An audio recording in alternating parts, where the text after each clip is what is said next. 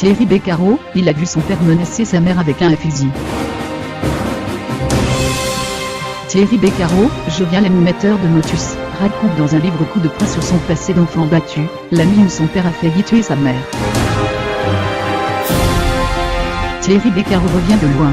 Il relaie dans Je suis né à 17 ans, publié aux éditions Plomb le 15 février, son histoire d'enfant battu mais aussi sa résilience. L'animateur de Motus a accepté de se confier en exclusivité à Téléstar en kiosque le lundi 5 février. J'écris ce livre pour aider les gens qui souffrent, pour dire aux autres qu'il faut intervenir quand on constate des maltraitances. J'espère aussi montrer qu'on peut se sortir de tout avec du courage et du travail, explique-t-il.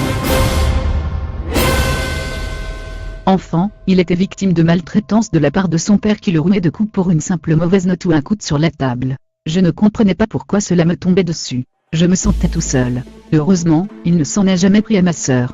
Je me disais toujours, qu'est-ce que je peux faire de mieux que de ne rien faire de mal, ajoute-t-il. Il a pardonné à son père.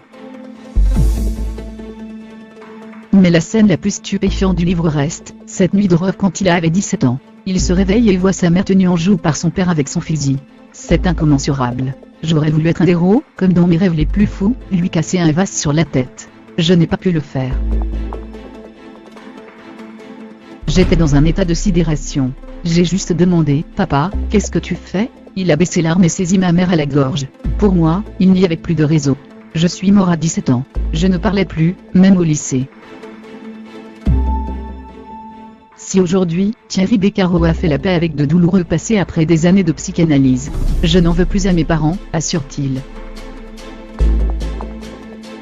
Et d'ajouter, je témoigne mais n'attaque pas, je ne suis pas dans la plainte. Sur le lit de mort de son père, il a donc même pu lui murmurer des mots de réconfort.